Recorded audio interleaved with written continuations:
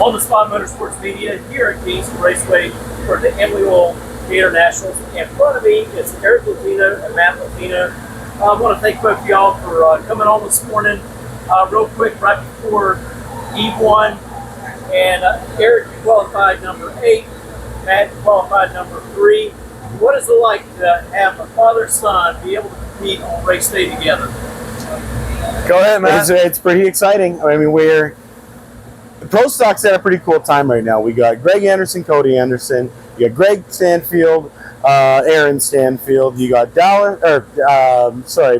Mason McGahey, Chris McGahey, and you got me and my dad right here. You got a lot of father-son race teams right now, so it's pretty cool. I feel like we're kind of a part of history. I don't know if there's been this many father-son race teams in any class. I'd like to look that up and see, but it's pretty special. Well, the good thing, y'all don't have to run each other first round. Yeah. Yeah, well, we did that already. We knew how that ended up last year in Pomona. Wasn't good for me. Oh, what's nice is we're on the opposite end of the ladder on this one, so there is a chance to meet in the final. Yeah, it'd be kind of cool. Yeah, that would be a dream for sure.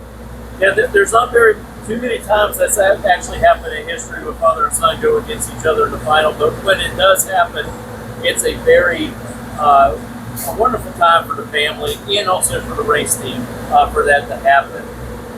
I want to talk a little bit about the sponsors that makes this happen for y'all. Sure. Well, talk about Global Emissions, because that's the big one for you. Yeah, sure. So Global Emissions Systems is a company that I started back in 1999, brought some early investors in, and basically specialized in emission controls for big rigs, tractor trailers, power generation, and high performance application. We use the platform for generating revenue. We're bringing in our clients that we meet at trade shows that, you know, it's hard to go, instead of flying in to 25 different states to meet them all, we invite them to all the races. Works out awesome, revenue is growing strong. That helps fund my program. Like any investment, they can't give you money for anything unless they get a return. It's always a 10x, we always say. Give us the 100 grand, we'll give you $1 million in business. Give us 800,000, we'll get you $8 million in business. And it worked really well. That's our model. That's how we sell it, and that's how we get funded. Yeah, so I've taken a similar model that's been proven through Global Emission Systems, our investments that we've made with my dad's car. I've taken that similar model and brought it in place on my racing program. I've got right trailers on the doors for this race here, Gainesville Gatornationals. Really excited to be working with Michael Scott and Right Trailers. It's always a pleasure. I've got Ace Race Parts, which is a fabrication component supplier. They do V-bands, O2 bungs, and basically any sort of welding supply if you're a fabricator in the exhaust or intake side. Fast Diesel Solutions, diesel fuel filtration systems, Odyssey batteries. Everyone knows Odyssey batteries. Power Edge, which is a Denso brand. Class 8 trucks, starters, alternators. Really kind of like the diesel fuel type car is what we're working on. And of course, Matt Latino Marketing, which is a new company that I've recently started to help new drivers get funding to go out there and prove that they've got what it takes to run with the big dogs.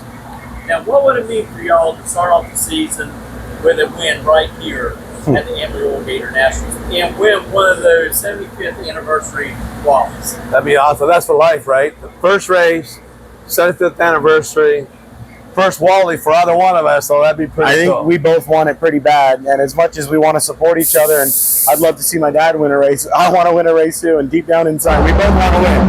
I say that he's got a lifetime to win one. I don't have a lot of racing left in me, so if I line up beside him, hopefully lets his dad win the race. Yeah. Joking, we don't do that. No one lays down for anyone. We deep inside both want it, but as long as someone over here goes home with that Wally, I think we're going to be pretty excited.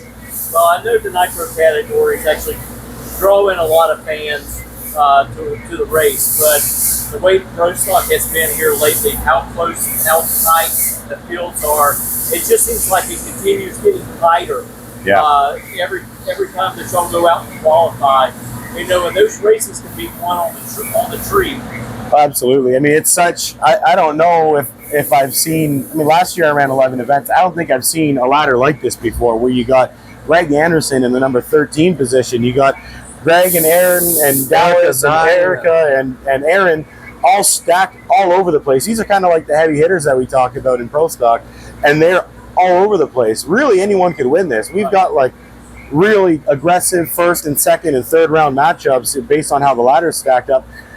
anyone can win this race. So it's pretty exciting, and it's a super tight field. Well, I want to thank y'all for your time. I know y'all fixing to go up for E1. I want to wish y'all both best of luck. And we're looking forward to having y'all on the podcast to dig in a little bit more, talk about your racing, Eric, because you come from the pro mod era and into the pro stock, and you being young in the sport, and I think that's a really great thing. Seeing more younger people to come out here and get in these cars, I think helps draws the demographics differently. Yeah. We're actually grabbing a hold of the younger generation, Pull them in and making them love pro stock motorcycle, and of course nitro. Absolutely. And on a quick note here before we finish off, pro stock seems to be alive and thriving.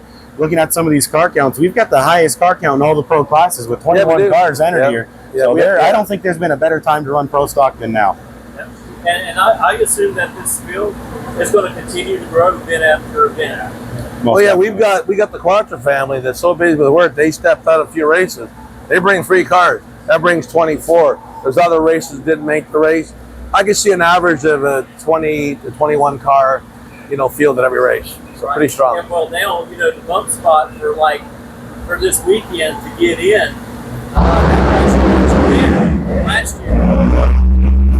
Oh yeah, last year the weather was crazy. I went at 46 last year. Greg Anderson set the record with a 49. Last year was like a fantasy type atmosphere. It was pretty cool.